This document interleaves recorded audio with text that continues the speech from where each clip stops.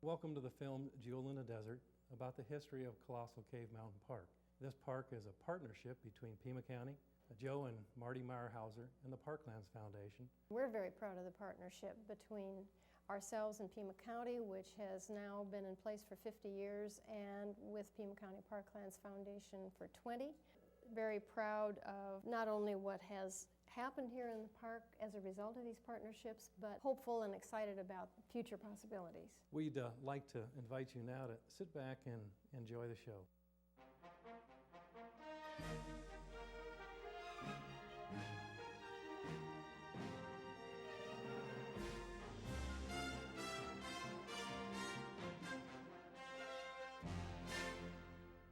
Colossal Cave Mountain Park has a rich, diverse, and fascinating history.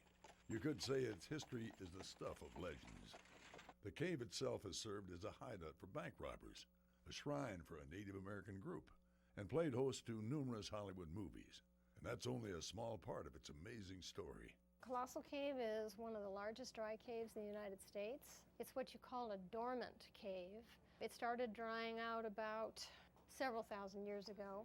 The park is a combination, really, of a small cave park and a ranch, which is kind of an unusual combination, and we're very fortunate to have the two entities now combined in one mountain park. Colossal Cave Mountain Park combined two historically different places, Colossal Cave and La Posta Quemada Ranch in 1991. Combining the two locations took the park from 495 acres to over 2,000 acres, which allowed for preservation of both areas. The first person lived in Colossal Cave Mountain Park over 1,000 years ago. Around 900 AD, the Hohokam Indians formed a thriving community, farming in the valley below Colossal Cave. They used the cave itself for shelter, storage, and as a shrine from 900 to 1450 AD.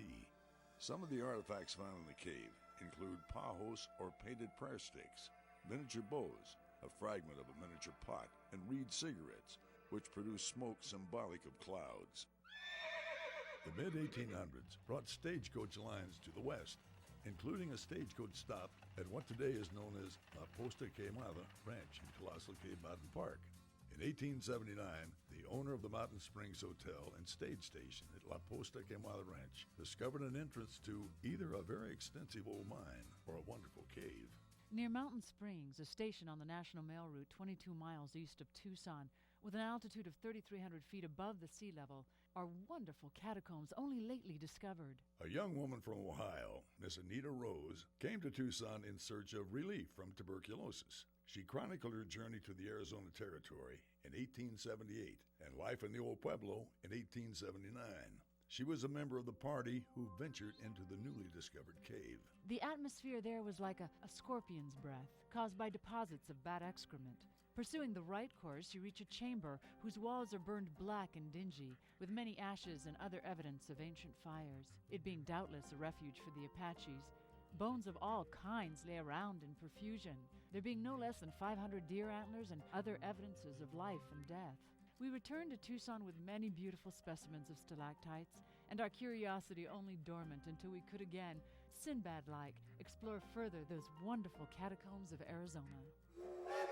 December of 1880, a modern form of transportation reached Arizona, the railroad, and with it came the elimination of most interstate stage lines, including the stage station at Mountain Springs. The railroad also brought a negative addition to any railroad town: train robbers. There was a gang of outlaws who would hold up the train to rob the Wells Fargo car for their payrolls. And in getting away, they would ride up the canyon to here, Mountain Springs, and then go into the cave to hide out. Of course, they were perfectly safe in there. And even when the sheriff had followed them and knew they were in the cave, and no one was going to go in there to try to get them out. And the story evolved why they had another secret exit on the side of the mountain where they would slip in and out. But they went to Wilcox and one day got to bragging in a saloon down there, and the word come back where they were, and they were captured. They were sent to prison in Yuma, but the money never showed up. The bandit legend is an elaborate Old West tale that is made up of fragments of several actual occurrences. There were, in fact, multiple robberies. The robbers did use caves, including Colossal Cave. to hide out from authorities, and 2 of the robbers did end up in prison in Yuma. Now, no one knows how much money was ever really taken, but estimates range from $3,000 to $70,000. We're at the entrance to Colossal Cave, and the original Wild Cave entrance, when it was first discovered, was here as well, but it was much smaller. It had to be carved out. And the plaque above here to honor Frank Schmidt, who saved the cave. Because up to then, publicity was out, and they would come out on picnics or stay in the hotel at Mountain Springs and come through on their own with ropes. But they were starting to destroy the cave. They pick up what they called cabinet specimens. One entire skeleton was taken out and was in a drugstore window downtown for many years. They were there with sacks and hammers, knocking off the formation in the caverns. It made me mad. I chased them all out. Maybe I had no right to do it, but I did it anyway. My father came to Colossal Cave by obtaining a mining claim so that he could prevent people from vandalizing the cave. He put a no trespassing sign up, and then eventually he built a home here. Frank Pop Schmidt, a native of Cologne, Germany, took over the cave operation in 1922. He started running guided tours into the cave, providing guests with ropes and lanterns, and leading them through unimproved passageways. But Frank learned that it took money not only to advertise the cave, but also to improve it and make it easier for tourists to get around. So in 1934, he relinquished his claims to the state of Arizona, making it possible for federal funds to be used to make improvements to the park. In the early 30s, the CCC camps came along, the Civilian Conservation Corps, and they were willing to use this as a project to train young men. They wanted to put like an army camp about 1.5 miles from here and have the men learn various skills, electrical, masonry, plumbing, just all kinds of skills. It improved the cave and also provided training for the young people. The Civilian Conservation Corps, or CCC, was a national work relief program established in 1933 by President Franklin D. Roosevelt. It was designed to put young men to work in order to combat poverty and unemployment due to the Great Depression. He saved us a lot of lives and taught us a lot. The Civilian Conservation Corps was 17, 18-year-olds. There were about 200 of them would come up here every day to work. And it went from just a small area in here where my father built the first house to the present facilities, which go from one mountainside to the other with a retaining wall and all of this beautiful rock work that you see here. The CCC was here for 4 years building those buildings and doing the work inside the cave. They also developed the tour path in the cave. They did the flagstone and the handrails and the first part of the lighting. After the improvements were made to the cave, Frank carried on the business of running a cave. The tours were anywhere from an hour to an hour and a half long, just depending on how interested the people were or the size of the group. At the age of 84, Frank retired, and in 1956, Joe Meyerhauser took over the lease of Colossal Cave. I worked here during the transitions from Mr. Schmidt. He retired. Mr. Meyerhauser took over the cave. The biggest change immediately had to do with spiffing up the gift shop and making sure the areas were clean, but didn't really affect the tours too much. We had to bid for it, but we had no one bidding against us because not many people thought there was much potential out here. After Joe Meyerhauser took over managing the cave, he gradually started making changes to boost tourism. That included expanding the gift shop and parking lot. The parking lot only had spaces for 25 cars, which was one of the reasons why the cave operation was failing. And then a few years later, it went to 110. Over the years, Joe and the employees at Colossal Cave attempted various marketing strategies to get visitors out to the cave, such as hiding silver dollars in the cave, advertising chickens that could spell, holding a raffle on a local country western music TV show, and putting recorded high-tech tours on reel-to-reel. Cooperation among us competitors became a very good thing, so that when my people are leaving the cave, we have a great opportunity that our guide then would talk to them about what a great thing it would be if they were to see the Desert Museum or Old Tucson, Our relationship with each other was an enormous benefit, and it's still going on. Colossal Cave's natural beauty made it a highly photographed and filmed location, and promotion of the cave through such mediums was a natural fit. We had years ago a professional competition among photographers, and they were judged in Hollywood. Joe became very involved in the photography and films that were produced at Colossal Cave. He often made appearances in the movies or television shows. Usually they picked me up to be in them because I worked for nothing.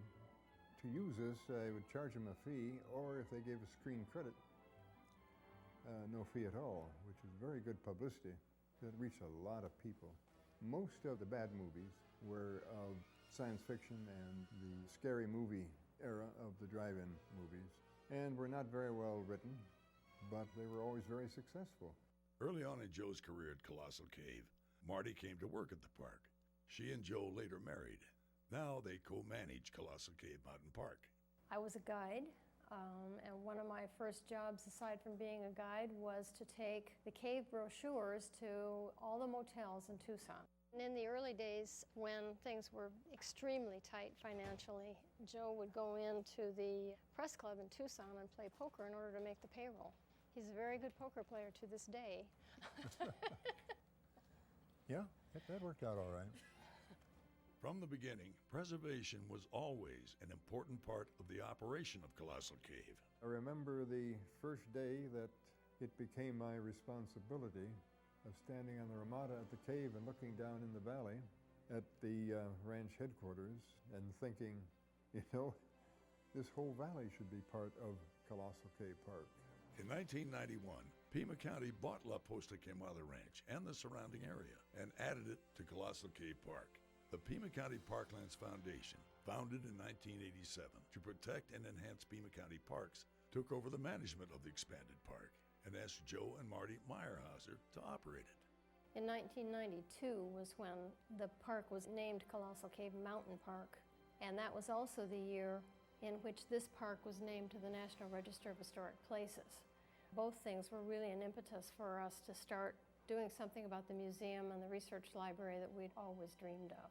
Colossal Cave Mountain Park is an incredible resource and treasure for the community. It's like stepping back a little bit in time and just relaxing and taking the time to enjoy all the beauty around us. You can come out, pack a picnic lunch, do a little hiking, observe nature, birds, take a cave tour, come and go through the museums, or enjoy a beautiful ride through the desert at the stables. So many opportunities to slow down and really enjoy the natural world around you. Cave tours continue to be a popular activity, with a half-mile-long tour taking visitors through the main section of the cave as the guide relates the cave's history, legends, and geology. Well, we're here in the drapery room in Colossal Cave, and Colossal was formed in a different manner than what most people are used to hearing on cave tours. For many, many decades, people thought the cave was formed by rainwater coming in, dissolving out pockets in the rock. And in fact, 90% of caves are formed that way. But in the other 10% of caves are caves that form deep within the earth from hot fluids coming up from below. And Colossal Cave is one of those caves, along with other caves in the park. The cave is a dry cave. Because the cave is located well above the water table, and of course today it's in a dry climate, but also the fact that it has multiple entrances, all of those features combine to have dried the cave out many thousands of years ago. The whole cave is a fossil because this cave had to have formed from the evidence at least 10 million years ago, maybe as much as 20 million years ago. Visitors to Colossal Cave will see the beautiful cave formations like stalactites, stalagmites, flowstone, boxwood, and helictites. In certain areas, visitors get a glimpse of people from a different time and culture who utilized the cave for shelter or even as a hideout from historical remnants exhibited throughout the cave. In addition to the half-mile tour, other cave tours are available. Reservations can be made for a ladder tour, which takes participants along catwalks and up and down ladders to areas of the cave not open to the public since the 1950s. We also have the Wild Cave Tour. Now that's a real caving adventure. That's in the portion of the cave that has no improvements, all natural. And you stay in the cave about 3 hours exploring. It's for some pretty adventurous souls. Make sure you watch your step, watch your head. And to see the cave in all its natural splendor, the candlelight tour is the only way to experience the cave. After hours, the cave is set aglow with candles. For those looking to enjoy the beauty of the southwestern desert, Colossal Cave Mountain Park can quickly take you back to what it was to live in the Old West. Travel in a stagecoach along dirt roads that bump past saguaros, desert plants, and a variety of native wildlife. You know, a fun, relaxing activity for groups is to enjoy lunch or dinner over an open fire at La Posta Quemada Ranch. We have a nice ramada area that we can do barbecues for corporate events. We can do weddings. We have several Western themes that we can do with it. We have a roller roper where the guests can get on and pretend like they're roping a calf. We can have entertainers come out and sing to them. We can do Western-style meals cooked over an open fire, steak, chicken, Mexican meals, that sort of thing. Or you can saddle up and take a horseback ride through the unspoiled Sonoran Desert, traveling along the National Mail Stagecoach route. This ranch has been in operation as a working ranch since about 1878, and it still operates as a working ranch. And we do have trail rides that go out from the ranch every day. This is one of the most beautiful trail rides in the area because you don't see any development. It goes through the riparian area, it goes partially along the old stagecoach road, and you're right out in the desert. We ride into the foothills of the Rincon Mountains right behind us here. It's a real pretty ride. It's kind of the higher desert. No experience is necessary. We've got friendly horses for friendly people. We do anything from an hour to an all-day ride. We have breakfast rides, lunch rides, dinner rides. We're open 7 days a week, year-round. There's gold in them there hills. Well, maybe not gold.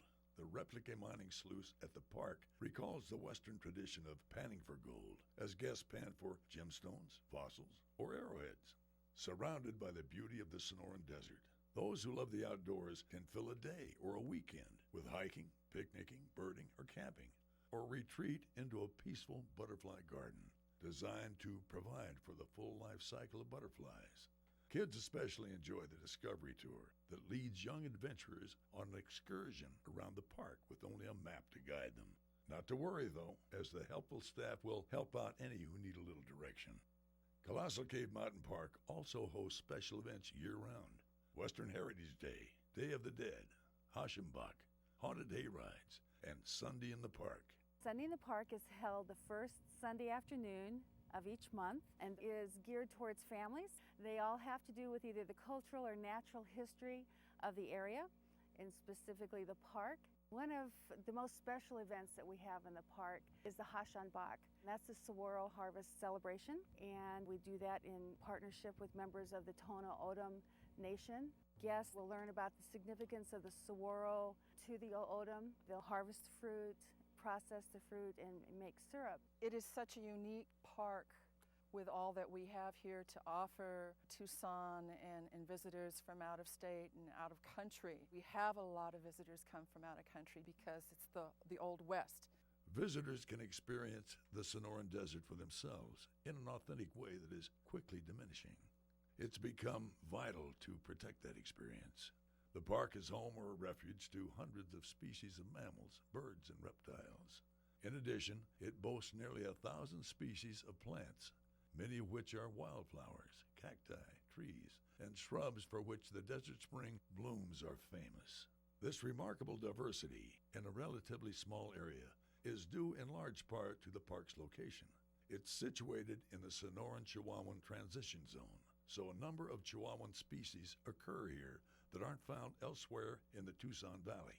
It sits on a multi-directional crossroads, both ancient and contemporary, for plant and wildlife migrations, referred to as the Cienega Corridor. It connects the mountains in the Sierra Madres in Mexico up to the Mogollon Rim in Arizona. And so we have a tremendous amount of wildlife that depends on an open landscape to get from place to place to keep their populations strong. The Cienega Corridor Conservation Council is a volunteer group of citizens as well as conservation organizations and recreation groups Some government agencies are involved, and the idea of the council is to protect and steward the natural and cultural resources here in the Cienega corridor. The ranch headquarters house on La Posta Quemada Ranch was built in 1967, 2 years after the original adobe ranch house burned to the ground in 1965.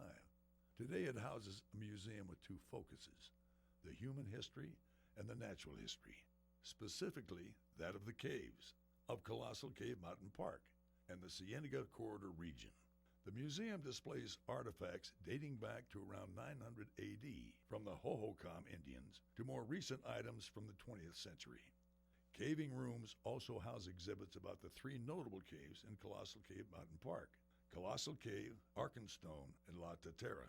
Arkenstone and La Tetera are wild, live caves, and in order to protect their delicate environments, they've been designated research sites, and access is strictly limited to a handful of researchers. The initial results of their work in Arkenstone are highlighted in the museum caving rooms. We've discovered a suite of endemic invertebrates like insects, a cave wasp, a pseudoscorpion, millipede, a cave cricket.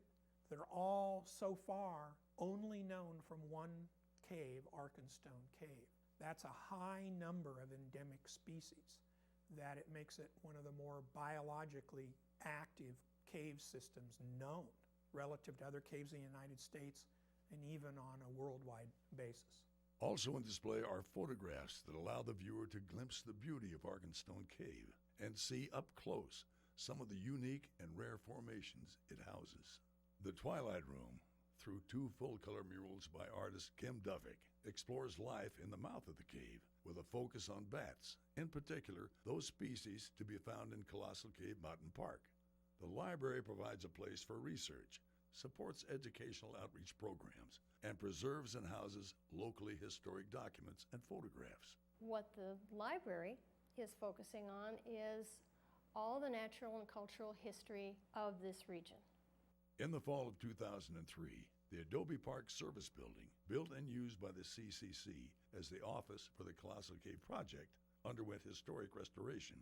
We've now turned it into a CCC museum, and it's dedicated to those young men who worked for $25 a month.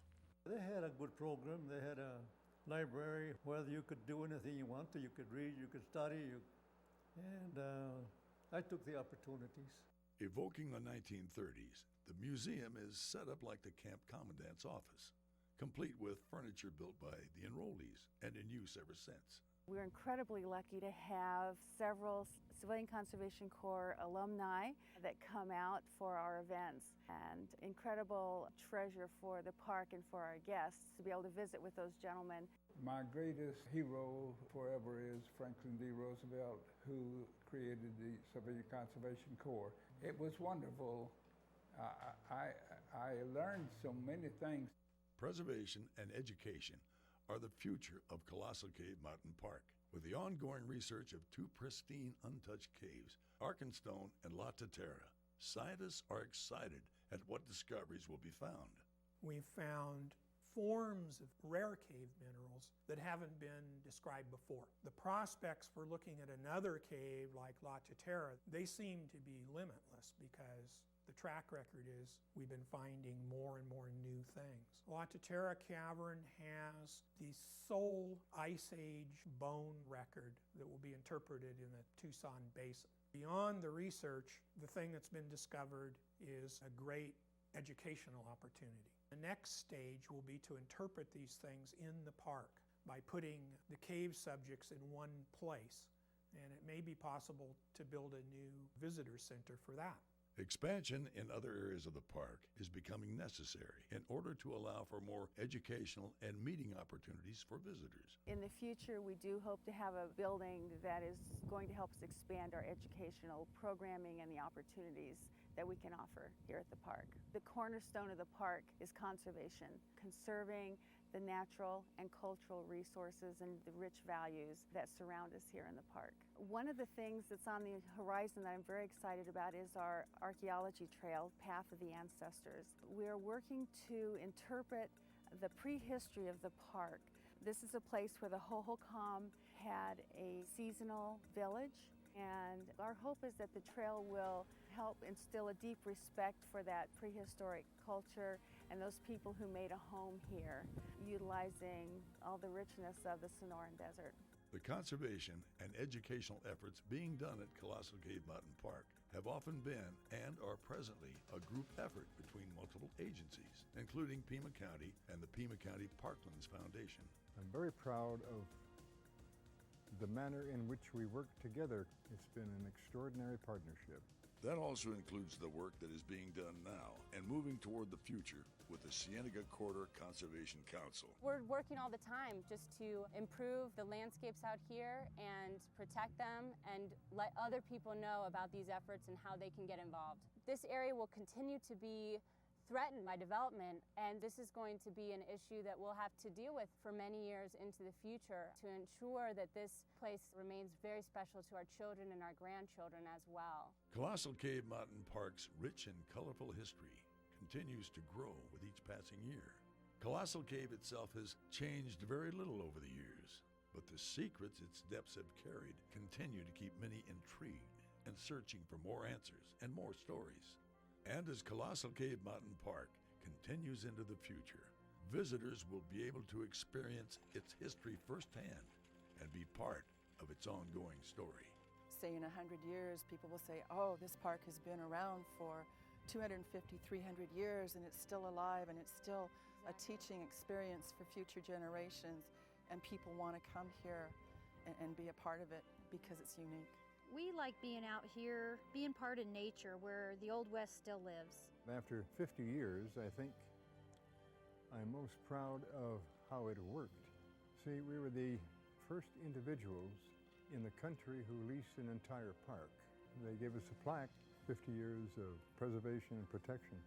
And what we didn't really know was that they understood really what we were trying to do all these years. And they were very proud of that, as we are of them. Protection and preservation, #1. And I hope the place shows it.